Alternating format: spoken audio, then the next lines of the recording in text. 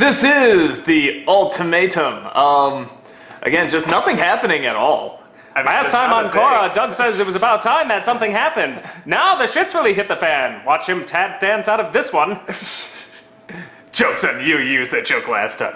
So, yeah, well, we pretty much got in this one. Again, Bong Sing, Bong Sing. How do you say it? Bong Sing Say. It's Ba Sing Say. Ba Sing Say. Bong Sing Say. Yeah, I was trying to remember. It's like all these vowels and it's too much for me. You see what I have to deal with? So, anyway, that was in the process of rising. And it's exactly that. It's turning into chaos. And Mako tries to get to Korra to deliver this message from the bad guys saying if you don't surrender, they're going to attack the air temple. And that's exactly what they do. And they do. Yeah, and most of the episode, am I right, is pretty much just focusing on this big-ass attack of the air temple and trying to finish it off. Amazing. It's pretty intense, and it's a great battle. It's nice seeing, because before we always kind of had Aang as the airbender, right? It was great, but we always kind of had one of him. And with this one, you had a few more in Korra, but not a ton. Now you have like a ton of these airbenders, and it's just this really great big battle, and it's really detailed, it's really cool. And then it ends with most of them getting away, except for one. Poor Tenzin, who may or may not be dead, is sort of, veers off this way to not show what happens. He's only half dead. Yeah, no, and that's what pissed me off, because, of course, big shock, everyone on my Facebook is like, Tenzin's dead! Well, thanks, there went that. But they didn't even spoil it, because it's like, we don't know if he's dead. It just sort of veers off to the side, and you had to wait for the next episode. I would be surprised if he's dead. I'm not saying it's not possible, but it would surprise me. At the most, I can see Korra getting back and him dying, like, in her arms or something like that. Like, I can see that happening at the most. But it's like, it wouldn't be like they just come in, Tenzin, no! Like, they just can't look at him and they never show the body or something, The fact that they cut away makes me think that he's at least not dead yet. Yeah, I mean, you may be right. If they're gonna kill him off, maybe there'll be a scene where Korra stumbles upon his, horribly ravaged, beaten body. Yeah, but I mean, and then he coughs something up, like, goodbye, Korra. And I mean, especially after showing that really graphic death of the Earth Queen, it's like I don't think they're gonna shy away from much. I mean, no, they just had the decency not to show you that. Yeah. But I think with this, I think the idea is that they're showing that he's being beaten really bad. These are some powerful blows. I think you stumbled upon a really, really good point, which is what a brilliant move to kill the Earth Queen in that episode.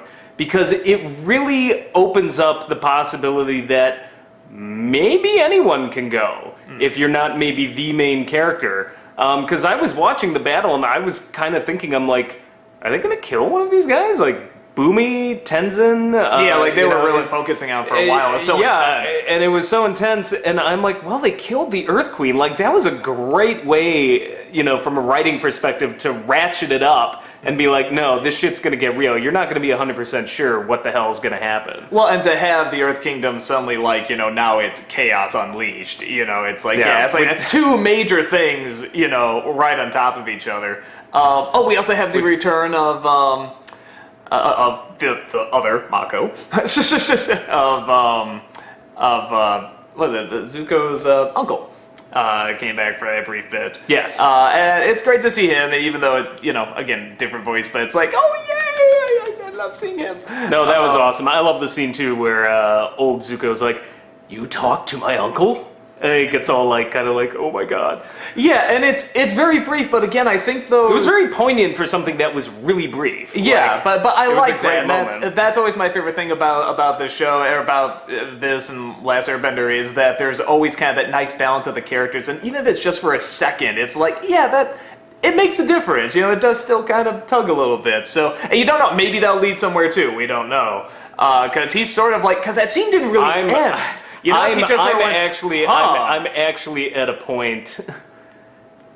If I'm gonna place bets, I'm gonna bet Zuko gets it. That'd be my guess. Yeah, he's pretty up there. And then they'll have some sort of reunion scene in the spirit world just to tug at our heartstrings a little more. Like, that would be like, That would be my guess, what they're going to do, if they're going to kill off a major character. But I don't know. I mean, it could be Tenzin, it could be nobody. Maybe they'll just decide, no, the Earth Queen was enough. But I like your idea, though. If that happens, like, I'm going to cry like a bitch. When they're reunited. Oh, God! Welcome back, Zuko. Would you like some tea? And like, he goes back to, like, his younger Dante Bosco form or something like that. Fucking Anakin Skywalker? Because, like, that's how they, like, you know, were the most friendly and when he learned the most and all the most shit happens, I mean, that we know of. I mean, you'd think they would show other stuff. So long as Zuko's spirit isn't in the shape of Hayden Christensen, we're okay. Yeah, we're okay. Yeah. Yeah, so, again, shit's getting real, and, trying to think, again, the only thing that I'm kind of like, yeah, okay, like, again, just the tweaking a little bit is, I still, like, you get more of the main villain. Like, he explains more and he talks more and he... At first, I wasn't a big fan of just how calm he was because I thought it was kind of boring, but now I'm starting to dig it a little bit. He's found zen in his nihilism. Yeah, kind of. I'm starting to dig that a little bit more now. I kind of like that he is just so... Because at first I thought it was so... well, we've had some... We've boring, but now it's kind of like, run the route of crazy villains. I mean, the Fire Lord for me being the ultimate of just... Like, well, no, but not just that. I mean, like, with everyone else we can look at and just sort of know they're evil. Is that your phone? That's my phone. I'm ignoring it. Okay, it'll be the nice soundtrack for this. Because when he goes and tries to kill Korra, he fails, but... Tenzin might be dead, and it's sad, but it's kind of awesome. You know, it just sucks. Okay, so, we're done. Anywho, but no, okay, so the villain very much, like, that's grown on me. That's definitely grown on me. But at the same time, it's like, only now am I starting to sort of feel a little bit of that, like, what this can do. And you have these three other people that, again, look cool. They look awesome, and they're doing the cool bending and everything. Well, they're the minions. I don't want them to just be the minions, though. It's like they seem like they're all on the same page. They want to do the same thing. This guy's the leader. Well, I get the feeling if this was one story told over 3 seasons, like the original Avatar was, then they would have more personality. Remember Azula's posse? That's what I'm saying, but that was told over 3 seasons. I think you could have been spending some of the time developing them a little bit more in this one. It would never satisfy. Well, no, but that's tweaking, like I said, because the main villain, like I said, has... I'm now starting to see what they're trying to do with it, and actually there is something legitimately creepy about just how calm and cool he is. It's like, no, it's the way it's got to be, you know? Just. I'm kind of wondering how this is all going to wrap up now with a 4th season, because is this going to carry over into season 4? Because nothing really has that much. There's kind of bits of things that carry over, but generally the villain dies at the end of each season. You know what I like to see? Here's what I like to see. I like to see it, you know, kind of left open at this season, but more even than at the end of the 2nd season, there's going to be a bigger tie-in with the spirits. Like, okay, we've been focusing on this, but then this shit with the spirits, because they keep dropping in every once in a while, like showing him there, but it's like, wait a minute, some shit was going on that we didn't know, or something really major, whether it's going to help or it's going to make things worse. And then at the end of this season, they're like, holy crap, this was going on, oh my god. And that's going to lead to this big, ultra, super cool thing in season 4. Well, and considering that, you know, season 4 is probably mostly done now, I'm sure they'll listen to us. Yeah, they might. At least it's not like just scrapped or whatever. It's like, no, you get to watch it on your iPads. No, you can only view it on iPad or whatever. Yeah, no, it's... I did enjoy the meme running around that showed... the bad guy with the Bane mask? No, that's a good one too, but... Oh, why am I blanking? Aang's wife. Oh. Now I forgot a name. Katara. Katara, thank you, Katara. It was a meme that showed Zahir picking on Boomy and the other sister, and like Katara comes in all old and everything, and he's like, you fucked with the wrong kids. I was like, I would have killed to see that. But... yeah, so no, it's a good episode. It's good building up what's gonna happen next, and I mean we're building up to the finale here. I think. I mean taking enough risks for you. Yeah, now I would have liked to spread out, but wait. Hold on. All right, predictions. Do you think Toph's gonna come in at the end of all this?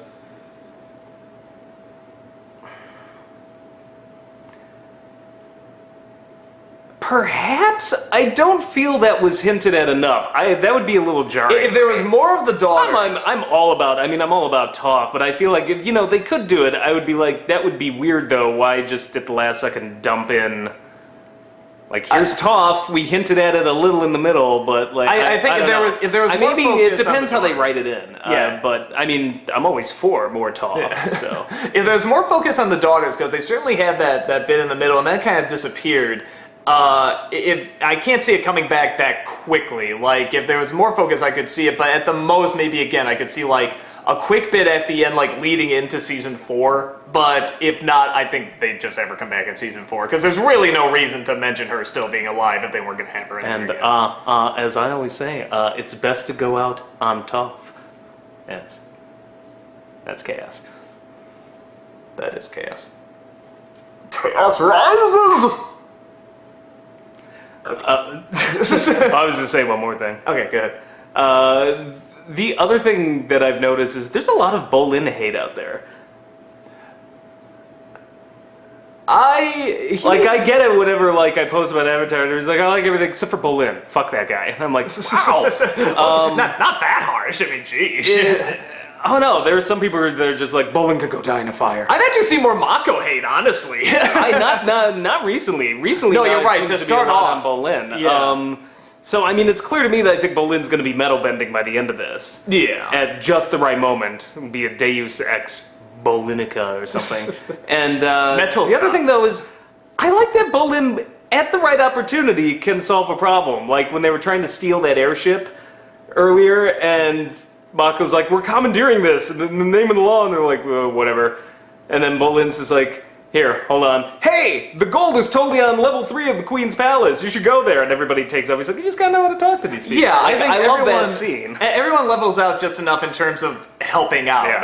Everyone sort of has their moment, which I really like. So there really isn't anyone that I'm like, oh, why is this character here, whatever. Sometimes Bolin's jokes, can get, a little, okay, Shut kid your shows, mouth. whatever. But here's the thing. I mean, it's like, I love Sokka, but some of his jokes really suck. Shut your mouth. No, and I love Sokka. Shut your mouth! But it's like, come on, nobody laughs at every single Sokka joke. There's always at least like a top 5 of terrible Sokka jokes. Shut your mouth! You know I'm right. Motherfucker! You know I'm right. I will flip you over the railing. Right over the back of the couch. But to be fair, I have always called Bolin Sokka light. So, hey, he does have more jokes, but same great taste, half the calories. He's Crystal Sokka. Oh, sweet, call Brad. Crystal Sokka, the only brand I drink. Actually, I could totally see a soda called Crystal Sokka. It just sounds like a... Sounds like a soda name, yeah. So, no, I don't mind Bolin. I get it. It's like, you need some jokes. It is still on Nickelodeon, and this is being a very adult. I mean, really, you're sort of watching a bunch of grown-ups. So adult Nick won't even run it. Yeah, I mean, it's like I said, this does not go hand in hand with their live-action sitcoms and their SpongeBobs and stuff. So it's like, I get having Bolin just do some jokes. The sicko in me just wishes it would be run in between 2 episodes of SpongeBob, just to mess with kids. They'd be like, hey, SpongeBob, they're watching this cartoon, and then the Earth Queen gets suffocated. Oh my God! Who lives in a pineapple under the sea? Actually, if they ran, that would be the most funniest thing ever. They run that episode, but then right after the chilling, horrifying death, she collapses, and he's just like, death. And then they just panic and run an episode of SpongeBob. Right under the sea. That'd be great. Somebody do that. Like, make a YouTube video. And just be like, Nickelodeon! No, just like the most horrifying parts of the Avatar shows, any of them, like, a character dying, or like, just a horrible, traumatic scene, and they just, who lives in a pineapple under the sea? SpongeBob SquarePants! Wait, you've already seen that meme of, like, whatever, the little SpongeBob at the bottom pointing and laughing at something serious in Korra, like her getting hit or something, but it's like a next time on Korra, but it's also like coming up next SpongeBob. So nice. You see that in the Korra, you see him laughing at like your Korra getting hit or falling or something, and SpongeBob just going, ah! I love that. As it should be. So, yeah, bottom line, SpongeBob has gone downhill. I guess. I didn't watch it much to begin with. But I hear things. Lots of things. Used to be about the art. It used to be about the sponges. We're not sponge worthy anymore. Speak for yourself.